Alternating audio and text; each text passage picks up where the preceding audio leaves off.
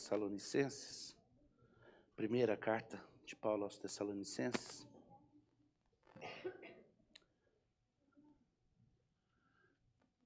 Eu estou continuando no tema que venho tratando. O próximo passo agora vai ser em Tessalonicenses, dois sermões em Tessalonicenses. Eles dão continuidade para aquilo que eu desenvolvi em Mateus, mas de uma forma diferente. Ainda fazem parte de um interesse escatológico. E hoje nós vamos lidar aqui com 1 Tessalonicenses. Em outro domingo vamos lidar com uma segunda parte ainda ligada. Na carta aos Tessalonicenses, Paulo está dando instruções gerais para a igreja. Há algumas coisas que eu quero que vocês prestem atenção, porque elas ajudam a clarificar como que ele quer trabalhar o nosso coração, como que o Espírito vai trabalhar o nosso coração por essa palavra. E para isso a gente leva em conta exatamente qual era o raciocínio que Paulo estava seguindo. Às vezes as pessoas falam, como que a gente sabe qual é a aplicação de hoje? Simplesmente você procura entender qual é o raciocínio que está sendo usado ali e entende que Deus se utilizou de homens inspirados por ele, não desprezando o raciocínio deles, mas inspirando o raciocínio deles para dizer o que Deus queria dizer e queria que nós ouvíssemos. Então isso é parte da nossa doutrina de revelação. Tá? Então, Paulo está dando várias instruções gerais. Ele fala com os irmãos de Timóteo, de Tessalonicenses, com muito carinho. Ele fala que ele está enviando Timóteo para estar com eles. Ele fica muito feliz pelas coisas que tem ouvido a respeito do que ocorre lá dentro. Ele faz uma oração muito bonita. Ele diz assim, no capítulo 3, no finalzinho, versículo 11, ele diz, ora, o nosso mesmo Deus e Pai e Jesus, nosso Senhor, dirijam-nos o caminho até vós, e que o Senhor vos faça crescer e aumentar no amor uns para com os outros e para com todos, como também nós para convosco, a fim de que seja o vosso coração confirmado em santidade, isento de culpa na presença do nosso Deus e Pai, na vinda do nosso Senhor Jesus, com todos os seus santos. E aí que ele começa a falar, aparece na vinda do Senhor Jesus com todos os seus santos, de forma incidental, mas é onde começa a aparecer. Aí é interessante, porque ele faz uma oração que o amor deles aumente mais e mais, ele dá instruções a respeito de comunhão e de amor entre um e outro, mas aí no capítulo 4 ele começa dizendo assim, finalmente, irmãos, nós vos rogamos e exortamos no Senhor Jesus, que, como de nós recebestes quanto à maneira por que deveis viver e agradar a Deus, e efetivamente estáis fazendo, continueis progredindo cada vez mais. Vocês estão inteirados de todos os meus sofrimentos, das provações, ele continua desenvolvendo o raciocínio, e aí ele pega e fala assim, olha que interessante, no tocante ao amor fraternal, não há necessidade que eu vos escreva, porquanto vós mesmos estáis por Deus instruídos, que deveis amar-vos uns aos outros. Ele continua dizendo, incluindo o fato de que vocês têm dado testemunho de que sabem o que é o amor fraternal, vocês têm cuidado dos santos, vocês têm dado todas as evidências. Então, nesse sentido, ele está falando com pessoas que têm coisas para corrigir na vida, mas ele está falando com pessoas onde ele diz, no amor, no tocante ao amor, eu não preciso de dar muita instrução. Vocês estão indo firmes, vocês estão indo bem. E aí, então, começa uma coisa interessante. Ele conclui dizendo, mas é importante que vocês continuem essas ações, continuem se desenvolvendo, de modo que vos porteis com dignidade para com os de fora e nada venhais a precisar. Ele fala, tá falando de dinheiro. Trabalha, cuida das necessidades uns dos outros para vocês não ficarem na mão dos de fora. É uma vergonha no corpo de Cristo uma pessoa precisar que um governo ocupe o lugar de Deus e se torne o cuidador quando dentro da igreja a responsabilidade é mútua uns dos outros. Obviamente, meu objetivo aqui não é falar de visão política, mas naquilo que se estende da nossa fé, a Bíblia não coloca certas responsabilidades como responsabilidades de governo. Coloca como responsabilidades da igreja e das instituições humanas.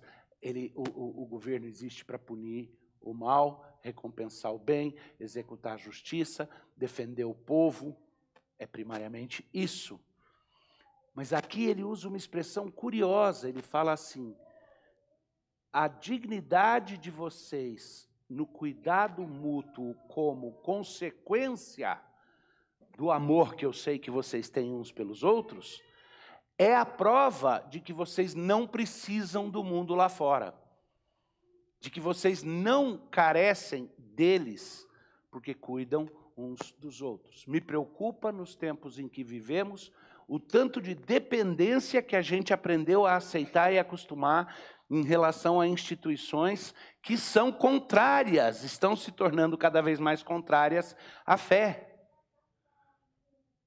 E eu creio que uma das coisas que faz parte de preservar a dignidade do povo de Deus é, no máximo possível, sermos comunidades autossuficientes, naquilo que é possível.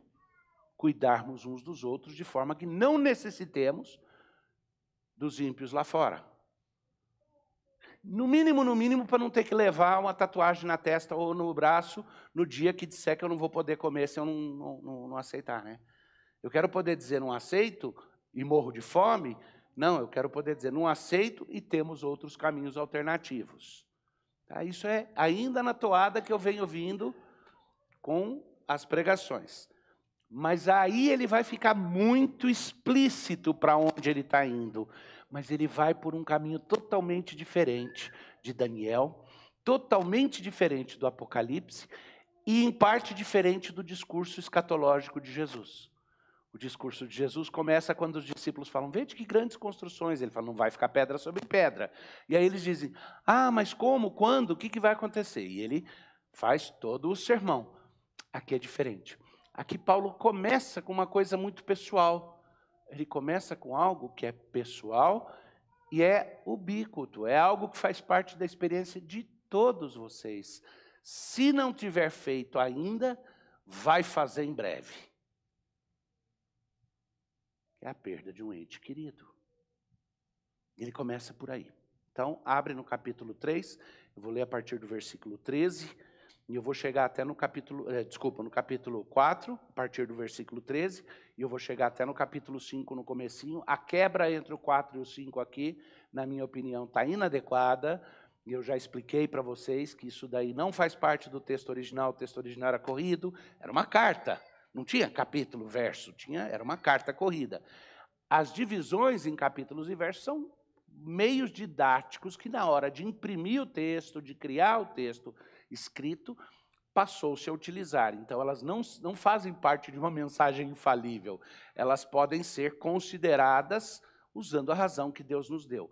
E esse ponto em particular, a quebra aqui, está inadequada. Você vai perceber isso à medida que eu continuar com vocês. Então, vamos começar no versículo 13 do capítulo 4. Não queremos, porém, irmãos, que sejais ignorantes com respeito aos que dormem, para não vos entristecerdes como os demais, que não têm esperança. Então, esse é o saltozinho. Até agora, tudo que ele mencionou é o dia do Senhor e a volta no dia do Senhor. Os santos que virão com o Senhor na volta dele. Mas agora ele vira e fala, nota a diferença, eu quero que você preste atenção, que quanto ao amor não preciso falar muito, porque vocês já sabem e vocês têm demonstrado na prática. Quanto ao cuidado mútuo também. Vocês têm sido maduros e eu louvo a Deus pela sua maturidade e peço que ela aumente mais e mais. Quanto à questão de morte, eu temo que é possível que vocês sejam ignorantes, eu não quero que sejam ignorantes. Tem uma diferença de tonalidade, não tem? Então ele fala, meus irmãos, não quero que vocês sejam ignorantes, como aqueles que não têm esperança, se entristecendo demais, quanto ao que acontece com aqueles que estão mortos, os que dormem, os santos que morrem no Senhor, é o que ele chama de os que dormem. E aí ele continua, pois, se cremos que Jesus morreu e ressuscitou, assim também Deus, mediante Jesus, trará em sua companhia os que dormem. Esse é o resumão. Muitas vezes Paulo desenvolve todo um raciocínio e no final faz um resumo rápido. Às vezes ele começa com um resumão e aí ele destrincha tudo que está lá dentro. Eu não quero que vocês sejam ignorantes, porque aqueles que morrem no Senhor, assim como Jesus ressuscitou, um dia ressuscitarão com ele. Tá? Ora, ainda que vos declaramos por palavra do Senhor isso.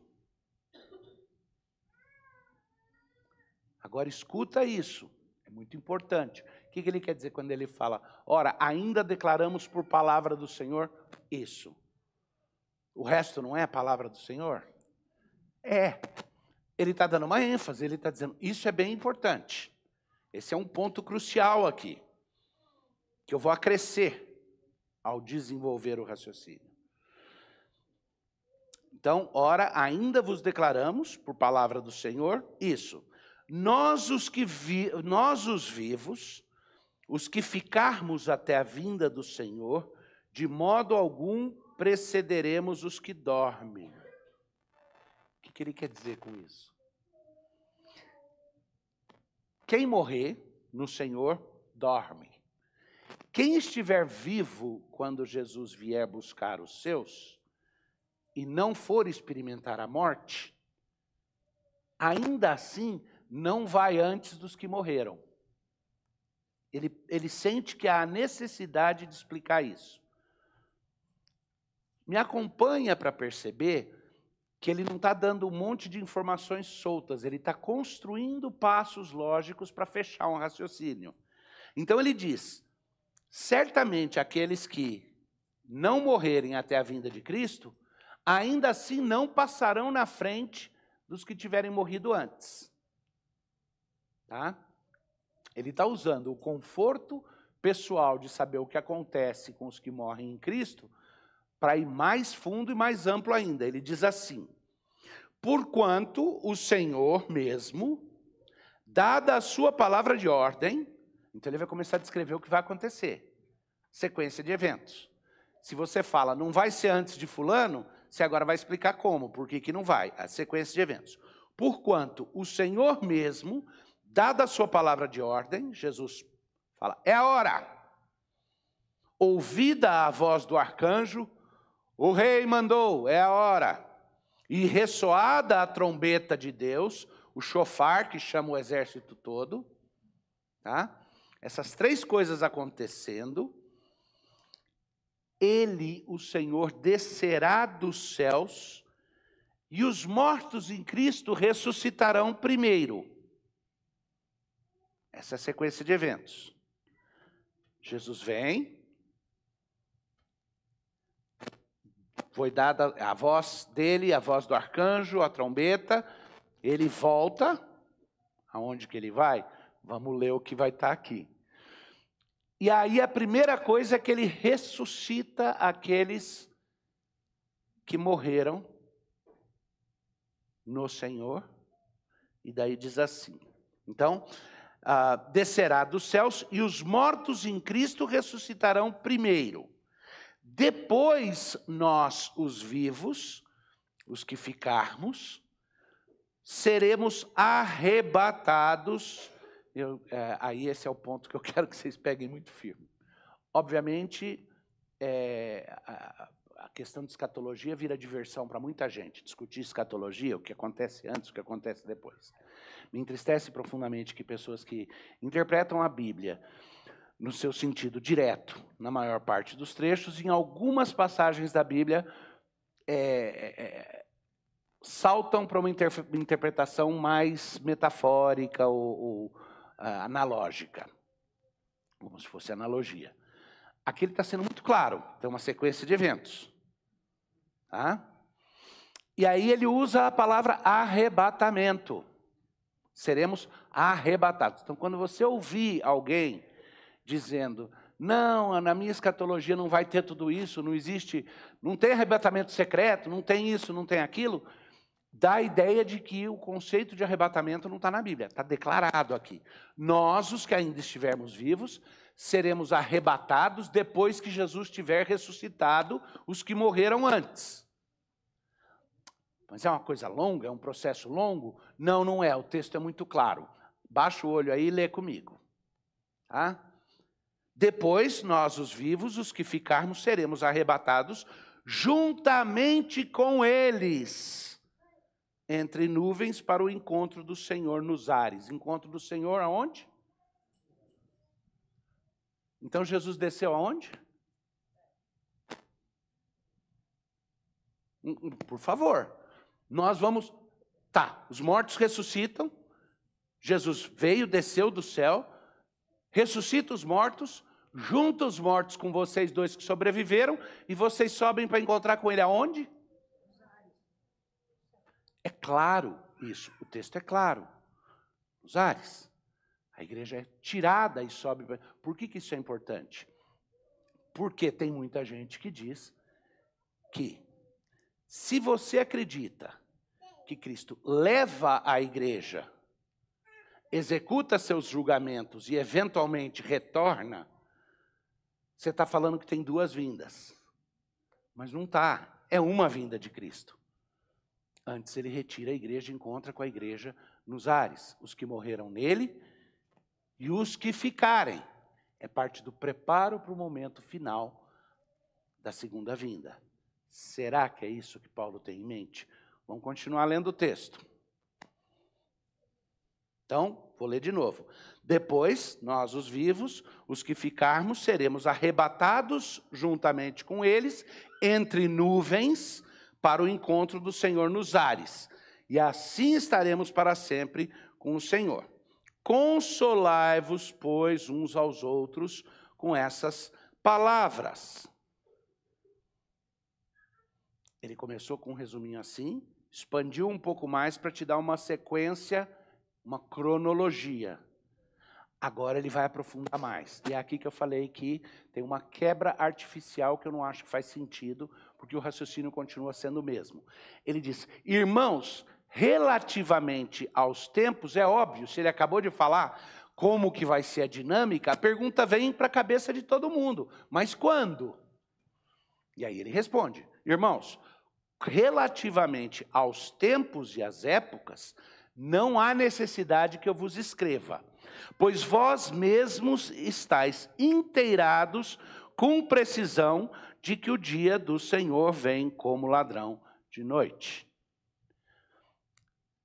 Tem colchetes aqui. Eu não preciso te ensinar o que é amor, porque vocês têm mostrado que sabem.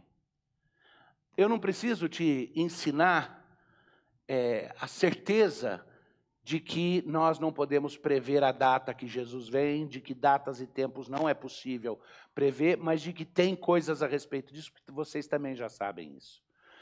O que eu quero é tirar a ignorância que causa a falta de esperança e dar o conhecimento que traz consolo e conforto mútuo e de todos em Cristo. É isso que Paulo está falando, é aí que ele cerca todo o raciocínio. E então ele continua, irmãos, relativamente aos tempos e às épocas, não há necessidade de que eu vos escreva, pois vós mesmos estáis inteirados com precisão de que o dia do Senhor vem como ladrão da noite.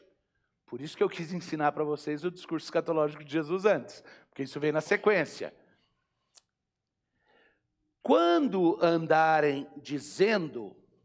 Mas é de novo aquela inconsistência. Vem de surpresa no meio da noite e pega todo mundo de surpresa. Mas agora ele vai dar sinais que mostram que está se aproximando. É aquela tensão que Jesus já estabeleceu no sermão escatológico dele, de dizer, vigia e esteja preparado para não ser pego de surpresa, mas aprenda a perceber quando se aproxima. Viva como se fosse amanhã, sempre. Mas quando tiver para ser amanhã mesmo, saiba ler, saiba sentir. Então ele diz assim, pois vós mesmos estáis inteirados com precisão de que o dia do Senhor vem como ladrão da noite, quando andarem dizendo paz e segurança, eis que lhes sobrevirá repentina destruição. E aí outra expressão importante aqui, como vêm as dores de parto, a que está para dar à luz, e de nenhum modo escaparão. Então, o que a gente chama? Que os pastores da igreja, os pastores docentes, pastor Heber, pastor Vadislau e eu usamos como expressão. Várias vezes nós temos falado a vocês do princípio das dores. Que dores? Dores como de parto, como de parturiente. Os princípios da dor mostram que o parto se aproxima, não te dizem que hora vai nascer. Tem gente que fica em trabalho de parto um tempão. Então é uma metáfora interessante, porque ele está dizendo, a gente vai perceber o princípio das dores. E parte da característica para o princípio das dores é quando falarem em paz, paz e não há paz.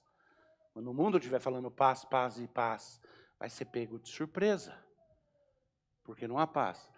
Mas vai sentir o princípio das dores, como as dores de parto. Ele é muito claro aqui, que antecipam o momento.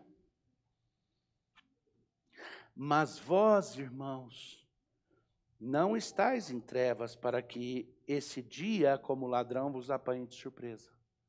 Vocês não estão no escuro. É diferente a surpresa de quem está no escuro e a surpresa de quem só não sabe a hora certa, mas está preparado, está na luz, está vendo o que se aproxima. Como a atalaia fica no muro e vê quando o perigo se aproxima. Porquanto vós todos sois filhos da luz e filhos do dia. Nós não somos da noite nem das trevas. Assim, pois, não durmamos como os demais, pelo contrário, vigiemos e sejamos sóbrios. Eu tenho uma certa dificuldade que às vezes a gente pega certas afirmativas bíblicas e entende que elas têm peso moral, elas são normativas, elas têm peso de comando. Outras a gente lê e é como se elas não tivessem o mesmo peso. Então quando ele fala, não durma no ponto e vigia, a gente acha que isso é uma declaração genérica diferente da que diz, não olha com olhos pecaminosos para a mulher do teu próximo. Mas os dois são comandos. Os dois têm um aspecto forte de normatividade. Os dois estão dizendo, isso aqui é o que Deus quer de você. E Ele quer que nós estejamos prontos para não sermos pegos de surpresa. Ora, os que dormem de noite e os que se embriagam, os que dormem de noite e os que dormem de noite e os que se embriagam, é de noite que se embriagam. Nós, porém, que somos do dia, sejamos sóbrios, revestindo-nos da couraça da fé e do amor, e tomando como capacete a esperança da salvação. Interessante, quando ele fala de preparo aí, ele usa a ideia de um soldado que se prepara para um embate, tá? Obviamente, a nossa luta não é contra carne e sangue, é uma luta espiritual contra principados e potestades, isso é óbvio, isso é claro. Mas a metáfora que ele resolve usar aqui ele pega os elementos da nossa força espiritual e os coloca em termos marciais. Tá? Nós não somos da noite, nós somos do dia, que não é bem assim, a gente não dorme à noite, dorme à noite. É bem no sentido de que isso é uma metáfora, isso é uma figura de linguagem para expressar que nós não fazemos parte da noite no sentido da escuridão e das trevas, o momento no qual se esconde, se distrai, se embriaga, se conduz de forma errada. Nós somos povo da luz, nós queremos as coisas às claras, abertas. Eu não quero que vocês sejam ignorantes quanto aos que dormem e quanto ao que vai acontecer em relação a nós e eles. Nós somos povo da luz. Então sejamos sóbrios, revestindo-nos da couraça da fé e do amor e tomando como capacete a esperança da salvação. Porque Deus não nos destinou para a ira, mas para alcançar a salvação mediante nosso Senhor Jesus Cristo. Por isso que a igreja é poupada da ira de Deus, do derramamento do julgamento nos cálices, nas vasilhas, aquilo tudo que no Apocalipse a gente pregou lá no final, aquele que é o julgamento e não mais o princípio das dores. Mas o princípio das dores é o momento que nos avisa que algo está para acontecer. Esse momento no qual seremos levados nos ares para nos encontrar com Cristo, junto com os que morreram nele já ressurretos. Já ressurretos no corpo. Porque na alma dele, a gente não sabe como, o pastor Heber sugeriu da última vez que falamos sobre isso, talvez Deus faça um corpo temporário enquanto está no céu, talvez seja algum outro tipo de forma de existência, não sei. Mas o corpo ressurreto deles, como Cristo ressuscitou, vai acontecer fisicamente para que eles subam conosco, para se encontrar com Cristo nos ares, como igreja, os que estiverem vivos e todos os que morreram no Senhor antes. Que, obviamente, o número de todos os que morreram no Senhor antes vai ser muito grande, mas na cabeça da gente, a gente pensa, se juntar todos os crentes que já existiram antes, a gente é nada, em comparação. Não é bem assim. É curioso que se você somar, e isso em termos de população, a gente não está acostumado a pensar assim, nós temos 8 bilhões de habitantes no planeta Terra hoje, e tem muito crente hoje. Então não dá para dizer, todos os crentes que já existiram antes são muito mais do que os crentes que estão vivos hoje. Não dá. Seria até um cálculo interessante de fazer. Eu cheguei a pensar em fazer o cálculo matemático e tudo essa semana, não deu tempo com todas as atividades, mas é interessante, é um raciocínio interessante. Mas eu posso te garantir que serão milhões e milhões do curso da história ressurretos. E serão talvez, sei lá, milhões e milhões, talvez 1 bilhão, talvez. Estimam que exista hoje no mundo 2 bilhões de pessoas que, de uma forma ou de outra, alegam o nome de Jesus Cristo como Senhor. Se metade desses forem realmente pessoas salvas que não dizem Senhor, Senhor só com os lábios, 1 bi. Se só 1/4, 500 milhões, ainda assim é muita gente. E eles sobem com Cristo nos ares, encontram com ele, e o raciocínio de Paulo, falando pelo Espírito Santo, é: então vocês são pessoas que entendem o que significa vigiar. Se revestir daquilo que te protege para esse momento e para esse tempo. Por quê? Porque Deus não nos destinou para ira. Que ira? Qual ira? Eu não acho que esse é um abstrato. E a gente muitas vezes põe isso no abstrato. Eu creio que ele está se referindo à ira vindoura do julgamento, aquilo que no Apocalipse, aquilo que no discurso de Jesus, ele fala que será feito. Ele vai julgar as nações, ele vai julgar a terra, ele vai julgar todos aqueles que rejeitaram a Jesus Cristo por aquilo que fizeram, e cada um há de pagar por aquilo que fez ou deixou de fazer. Esse julgamento representado pela ira de Deus sendo derramada nos cálices, com o tocar da trombeta, nas vasilhas da ira que vão ser derramadas, aquilo que é descrito, aquilo que eu compartilhei com vocês, que eu creio que é os últimos 3 anos e meio da tribulação, a grande tribulação, esse momento da ira. Nós não fomos feitos para ira.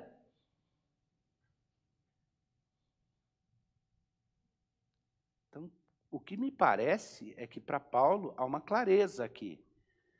O arrebatamento acontece num momento em que nós não vamos experimentar a ira. Nós vamos experimentar o princípio das dores. E vamos saber que o tempo se aproxima. Mas não a ira. Nós, porém, que somos do dia, sejamos sóbrios, revestindo-nos da couraça da fé e do amor, e tomando como capacete a esperança da salvação, porque Deus não nos destinou para a ira, mas para alcançar a salvação mediante nosso Senhor Jesus Cristo, que morreu por nós, para que, quer vigiemos, quer durmamos, vivamos em união com Ele. Aí ele está falando, os que dormem no Senhor e os que ainda estão vivos e vigiando e aguardando, todos isso fazem no Senhor. E aí ele vai fazer a transição, e se eu estivesse fazendo a divisão de capítulos, aqui terminaria esse capítulo, e a próxima frase começaria o novo capítulo, capítulo 5. Porque a partir da próxima frase, ele vai falar de várias consequências de agir e pensar assim na vida prática, mas elas são uma sequência de consequências diretas e práticas, de aplicações desse princípio. Mas o versículo 11, eu gostaria muito que você tivesse com a Bíblia aberta e olhasse ali. Fecha como se você estivesse amarrando um lindo laço cor-de-rosa e dado aquela laçada que só artista sabe fazer. Porque ele volta a falar de consolação. 11. Consolai-vos, pois, uns aos outros, e edificai-vos reciprocamente, como também estáis fazendo. Interessante, né? Ele volta para a ideia do consolo. Eu não quero que vocês sejam ignorantes e sofram como os incrédulos. Vocês têm um consolo diferente, uma esperança, quanto aos que morrem, mas também quanto aos tempos. E quanto aos tempos, eu não preciso dizer para vocês que não adianta querer adivinhar o dia, mas eu vou dizer para vocês aquilo para o qual você deve estar preparado. E aí ele dá a sequência e ele volta e fala: consolai-vos e edificai-vos mutuamente. Quanto mais que o tempo se aproxima, isso vai ser usado em outra passagem, ele vai usar a seguinte frase: quanto mais que o tempo se aproxima. Volta para aquilo que eu falei. É nossa responsabilidade consolar e confortar um ao outro e ajudar um ao outro a ter o máximo de dependência do corpo de Cristo e não dependência daqueles que são inimigos de Cristo e inimigos da cruz. Em algum lugar existe justificativa para eu pensar que alguém que rejeita o conhecimento de Deus, que rejeita Jesus Cristo, é neutro quanto a Cristo e quanto à cruz? A Bíblia chama de inimigos. A Bíblia diz que nós éramos inimigos de Cristo e Ele nos amou e nos trouxe. Por que isso? É uma atitude belicosa para querer ofender? Não, não. O não reconhecimento... Vamos lá. Eu tenho um amigo que sabe a respeito de compromissos que eu tenho e que faz questão de ignorar esses compromissos e insistir que eu participe com ele de coisas desligadas, contrárias a esse compromisso. Ele é neutro quanto aos meus compromissos ou ele está em inimizade com aqueles compromissos? A gente vê isso daí com amigos que, na verdade, secretamente ressentem a esposa da gente e procuram afastar a gente ou levar... A gente vê isso acontecer o tempo inteiro. São inimigos da cruz. Porque a cruz é confronto. A diferença é, eles são os nossos inimigos para sempre e nossos inimigos pessoais, ou quando são inimigos da cruz, eles são pessoas que eu gostaria de ver convertidos em amigos. Essa é a grande diferença. Eu não os trato como inimigos irrecuperáveis, porque sei que em Cristo eles podem se tornar mais que irmãos. Então eu prego a mensagem do Evangelho. Eu quero reunir entre aqueles que hoje se declaram inimigos da cruz, aqueles que na verdade não sabem que já pertencem a Cristo.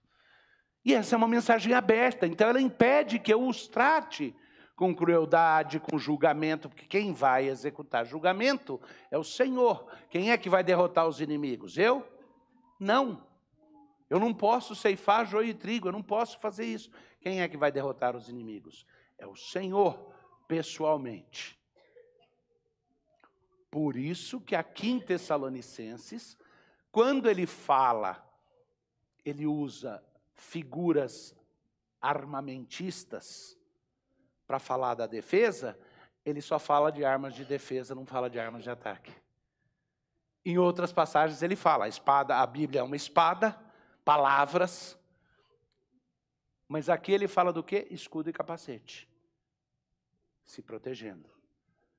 Quem vai derrotar os inimigos é Cristo. Não deve haver no nosso coração, na nossa intenção, a vontade de exercer atos de inimizade para com aqueles que não conhecem a Cristo. Mas isso não quer dizer que não haja um reconhecimento de que mais e mais nós vamos ver o mundo caminhar num sentido no qual vai ficar um contraste maior. Todo mundo está dizendo, o mundo está polarizado. E estão falando que a polarização é política. Ela não é política. Existem consequências políticas na polarização. Mas mais e mais ela não é política. Mais e mais você vê a pessoa que representa tudo do progressivismo e ela diz, sou satanista, e ela diz, e mais você vai ver pessoas dizendo, calma, não é assim, há um Criador que fez o mundo e tal, e você vai olhar, ele está com uma cruzinha, ou uma estrela de Davi pendurada no peito. A polarização que está acontecendo vai mais e mais ser uma polarização de luz e trevas. Tá? Com a grande diferença de que nós temos a missão de pescar e caçar, lá no que parece ser campo inimigo, porque a gente sabe que tem muitos filhos de Deus ainda lá, ainda vivendo na ignorância e que podem ser trazidos. Então, nosso objetivo não é derrotá-los, não é esmagá-los. Quem vai exercer julgamento, justiça é Deus. Nosso objetivo é proclamar o Evangelho, estarmos protegidos e cuidar um do outro, confortando um ao outro. Quanto mais porque o dia se aproxima. Eu creio que isso tem implicações tremendas. E é em Tessalonicenses que Paulo vai, e esse vai ser o meu próximo sermão, falar sobre o homem da perdição. De forma mais literal, quem é que vai ser o suposto salvador da pátria, que virá nesse mundo que fala paz, paz e não tem paz, nesse mundo que está em colapso, e que vai unificar os povos, e vai ser um falso Messias. Tudo o que o Messias promete, príncipe da paz, rei da justiça, alimentador das nações, curador das nações, tudo o que Jesus será no seu reino, esse anticristo, por isso chama anticristo, vai tentar fazer a sua versão falsificada antes. E no começo vai ser fácil cair no conto do vigário. Nossa, essa expressão é politicamente incorreta no mundo de hoje, né? No mundo de tolerância religiosa, mas não foi por maldade. É uma expressão popular. E aí, Paulo vai dizer, esse homem da perdição vai surgir assim, assim, assado, e vai fazer isso e isso. E aí já é o momento no qual você tem que ter por pressuposto o que vimos hoje aqui na primeira carta dele aos Tessalonicenses. Consolai e confortai uns aos outros, edificai uns aos outros, para que o mundo não nos envergonhe, para que o nome de Cristo não seja envergonhado, onde outros que não conhecem a Cristo e são inimigos da cruz precisam cuidar de mim ou de você. Mas que a gente mostre que somos uma comunidade que se cuida, se consola e se conforta. E também, e Atos é bem claro quanto a isso, para que o mundo olhe para nosso cuidado mútuo e aqueles que são de Deus e ainda não sabem, sintam em seu coração, é aquela comunidade a qual eu quero pertencer. Porque por mais que a gente tome o cuidado sempre de dizer aqueles que são de Deus, aqueles que Deus chamou, aqueles que, porque é o que a Bíblia nos ensina, lembra que do ponto de vista meramente humano, como é que eu sei se eu sou um eleito ou não? Fácil. Você responde à pregação do Evangelho e você é eleito. Você diz eu quero, você é eleito. Você tem convicção do pecado e do juízo, você é eleito. Não existe a possibilidade de não ser. Então, do ponto de vista da pregação do Evangelho, não está saindo por aí para dizer para os outros, olha, se você não for dos eleitos, não adianta querer que não vai. Eu conheço uma pessoa, na minha vida inteira, conheci uma pessoa, filho de pastor, cresceu na igreja, que abandonou o Evangelho e que disse para mim, com toda a clareza, e disse isso publicamente já, eu sei que Deus existe, sei que Jesus é o Filho de Deus, sei que Ele é galardoador dos que o buscam, já provei dos dons do Espírito Santo, mas eu não sou um eleito, porque eu não admito que outro pague a minha conta por mim. Sei que vou para o inferno, passar a eternidade no inferno, mas prefiro isso do que me dobrar diante de Deus. Mas esse é um grau de rebeldia extremo e, obviamente, não é a única dinâmica que está acontecendo aí, né? Tem outra coisa, isso é a alegação. Por dentro tem uma ira profunda e uma raiva profunda que eu sei bem de onde veio. Mas ninguém vai dizer, eu queria crer no Evangelho, mas Deus não me aceita. Como é que nós lemos lá em Joel? Na leitura responsiva. Como é que termina o texto da leitura responsiva? Vou pedir para vocês lerem, todo mundo em uníssono, a última parte da leitura responsiva que está no boletim.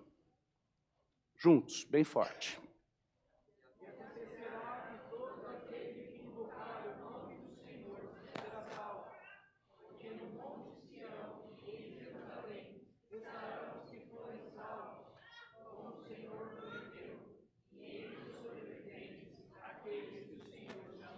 Glória a Deus, porque todo aquele que invocar o nome dele, diante dessas coisas que acontecerão, será salvo. Tem gente que olha para o tempo final só com temor e terror, ou algo assim. Eu olho para esses tempos e eu entendo que serão tempos espetaculares. Já são. E mais ainda quando se aproxima o período mais agudo, porque nós vamos ver um avivamento passar por cima da terra, porque nós vamos ver uma conversão em massa entre os judeus, mas nós vamos ver a mensagem do evangelho também sendo anunciada e pregada com muita clareza. À medida que a igreja for mais perseguida e espremida, vai sair mais doçura. E o que vai perder, a debandada que vai acontecer, vai ser de quem já não é. Vai ser igual um emagrecimento. O cara está gordão, começa a malhar, começa a trabalhar que nem atleta, vai embora a gordura, mas fica o músculo. Deus vai purificar a sua igreja e eu fico maravilhado de pensar. Glória a Ele nesse processo. Vamos orar? Obrigado pela Tua palavra, Senhor. Dá aqui aquilo que foi fielmente exposto, seja recebido como palavra Tua, de forma inequívoca no coração. Porventura aquilo que é inserção meramente minha, então regula de acordo com o Teu Espírito operando no coração de cada um, não permite que aquilo tenha morada se porventura está equivocado. Mas que permaneça a Tua palavra como permanece ela para sempre. Em Cristo Jesus. Amém.